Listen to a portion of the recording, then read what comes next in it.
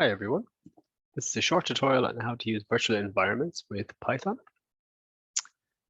It is a pretty easy thing to do, and as a beginner you generally won't need to use virtual environments or venvs, but it's really worth knowing that they're there and that they're a really easy way of dealing with different projects. So let's just use show a practical example, right? So I have Anaconda prompt open. If I do pip list, I can see all of the packages that I have installed with pip. And if we scroll up here to NumPy, we can see we have NumPy 1.20.3, so 1.20. And say, for example, this is fine for most of my projects. But in one of these projects, let's say this cool new project, we need NumPy 1.19, yeah, 1.19. How do we deal with this, right? Because some projects need 1.20 and some need 1.19. Well, what we could do is we could just install 1.19 when we need it, and then uninstall and then reinstall 1.20 when we need it. However, this is it's not very clean, and it's a little bit tedious, and also it'll lead to errors for sure in the future. So virtual environments are basically a way of telling your computer to have different Python installations for different projects.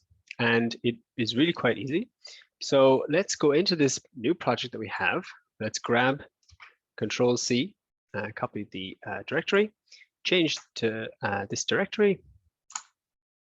And we're in that directory now. Let's create a virtual environment, right? We use the Python command, -m and venv, okay?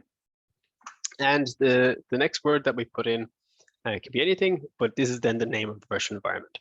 So let's call it venv new project, yeah, which is a very general name, but it's and it's not very good. But I generally use venv because for each project it's pretty obvious what folder, subfolder they're in.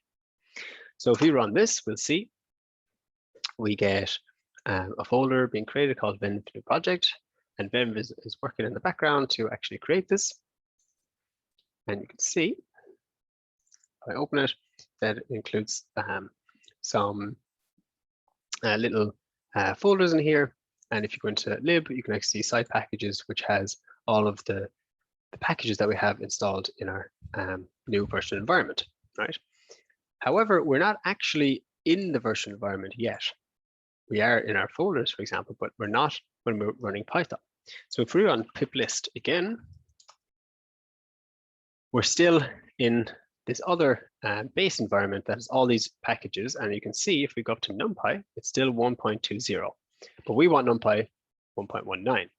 So first we have to activate the virtual environment. So we actually have to pick up the container that has this project and activate our virtual environment. So let's do that by running venv new project / in Windows / in Mac or Linux, and just type in activate. And that is really just going into this folder, going into the scripts folder, and running this activate or activate.bat executable.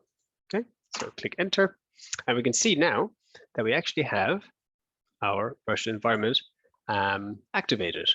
So if we run pip list now, we should see a different set of packages. Okay, and we see only two packages, pip and setup tools. Okay, so generally I like to install a wheel. Let me just move this over so it's a bit clearer. Pip install wheel, because this allows us to install things a bit easier using pip. If you're not sure what I mean when I'm talking about pip, there's an installation, there's a how to use pip video on the repository. Okay, so we've installed wheel there, that's great. If we actually go in to our lib folder into side packages, you can see now that we have wheel there as well. So what if we want to install our NumPy? So we do pip install NumPy, and we want a specific version. So let's do 1.19.5. So we want 1.19, and it's installing our packages. And you can see as it's installing it, we get some new folders appearing in our site packages. Right? Generally, you just don't touch the site packages folder, but it's good to know that this is just where they are, where all of these packages actually are physically, right? It's all just Python files in there. So that's essentially how we use virtual environments. So if we do pip list again, we can see now NumPy with the correct version is in there.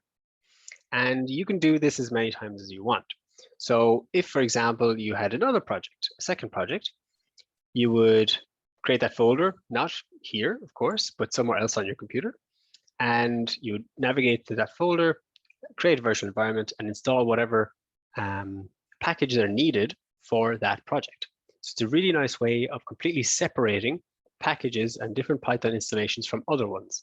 And the nice thing is that all you should do is run this activate function that we had a minute ago. If I just go up to it here. So just the venv scripts activate, and you'll activate that virtual environment for you. So how do we actually deactivate this virtual environment? Well, we actually just write in deactivate. And now you can see, if I clear the screen, that we're back in our Anaconda prompt base environment. Yeah, so we're now out of that environment. And if we do a pip list, we can see that we're actually in our original environment with the original NumPy 1.20. Yeah. And if you want to get rid of this virtual environment for some reason, it really is as simple as just clicking delete. Yeah, so you literally just click delete the folder, and then that's it. That's the cleanup. It's all the cleanup you need. So virtual environments are a really easy way of separating projects on your computer with regard to Python installations and different packages and package versions and all that thing that get quite complicated if you don't use virtual environments.